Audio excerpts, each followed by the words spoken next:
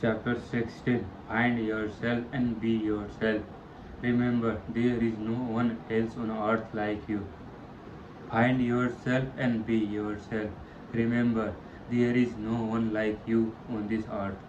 No one like you else on this earth. I have a letter for Mrs. Edith Allard of Mount Airy, North Carolina. As a child, I was extremely sensitive and shy. She say in her letter, I was always overweight. I was always overweight, and my cheeks made me look even fatter than I was. I had an old-fashioned mother who thought it was foolish to make a cloth look pretty. She always said, "Wide will wear, while narrow will tear. Wide will wear, while narrow will tear." And she dressed me accordingly. I never went to parties, never had any fun, and when I went to school, I never joined the other children in outside activity, not even athletics. I was morbidly shy. I felt I was different from everybody else, and entirely undesirable.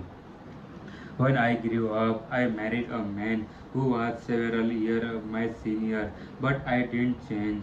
My in-laws were poised and self-confident family. They were everything I should have been, but simple was not. I tried my best to be like them, but I could not. Even attempt they made to draw me out of myself and drove me a future further into myself. I become nervous and irritable. I avoided all friends. I go to bed I even dreaded the sound of ringing. I was a failure. I knew it, and I was afraid my husband would find it out. So whenever we were in public, I tried to be a gay and overacted my part. I knew I overacted and I would be miserable for the days afterward. At last, I became at last I became unhappy that I could see no point in prolonging my existence. I began to think of suicide. What happened to change this unhappy woman's life? Just a chance remark. Just a chance remark. A chance remark, Mr. Elliot continued, transformed my whole life. My mother-in-law was talking one day of how she brought her children up, and she said, no matter what happened, I always insisted to on their being themselves, on being themselves. That remark is what did it. In the flash, I realized I had brought all this misery on myself by trying to fit myself into a pattern to which I did not conform. I changed overnight. I started being myself. I tried to make a study of my own personality, tried to find out what I was. I studied my strong point. I learned all I could about color and style and dressed in a way that I felt was becoming to me. I reached out to make a friend. I joined an organization, small one at first, and was petrified with a fright when they put me on a program. But each time I spoke, I gained little courage. It took a long while, but today I have more happiness than I ever dreamed possible. In rearing my own children, I have always taught them the lesson I had to learn from such bitter experience. No matter what happens, always be yourself. No matter what happens, always be yourself. This problem of being willing to be yourself is as old as history, say Dr. James Gordon Gilkey, and as universal as human life. This problem of being unwilling to be yourself is the hidden spring behind many neuroses and psychoses and complexes Angelo Patri has written 13 books and thousands of syndicate newspaper articles on the subject of child training, and he said, nobody is so miserable as he who longs to be a somebody and something other than the person he is in the body and mind. This craving to be something you are not is especially rampant in Hollywood. Sam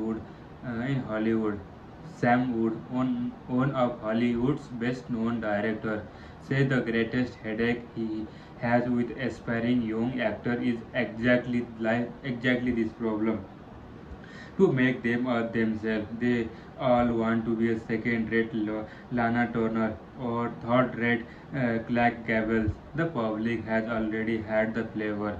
Sam would keep telling them now it wants something else. Before he started directing such pictures as a Goodbye, Mr. Chips and Far Home, the bell tolled. Sam Wood spent years in the real estate business developing sales personality. He declared that the same principle apply in the business world as in the world moving picture. You won't get anywhere playing the ape. You can't be a parrot. Experience has taught me, says Sam Wood, that it is the safest to drop as quickly as possible. People who pretend to be what they are not.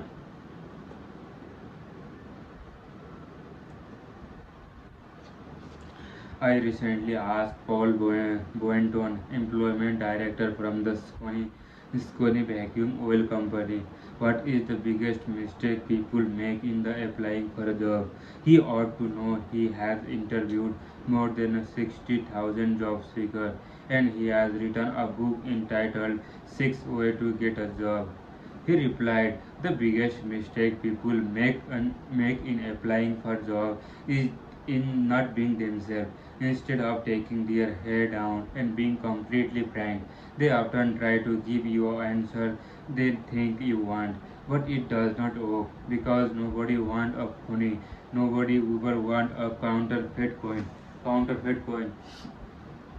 A certain daughter of streetcar conductor had learned the lesson the hard way. She longed to be a singer, but her face was her misfortune. She had a large mouth and producing protruding buck teeth. When she first sang in public in a New Jersey nightclub, she tried to pull down her upper up cover her teeth. She tried to act glamorous. The result, she made her ridiculous. She was headed to failure. However, there was a man in this nightclub who heard a girl sing and thought she had a talent.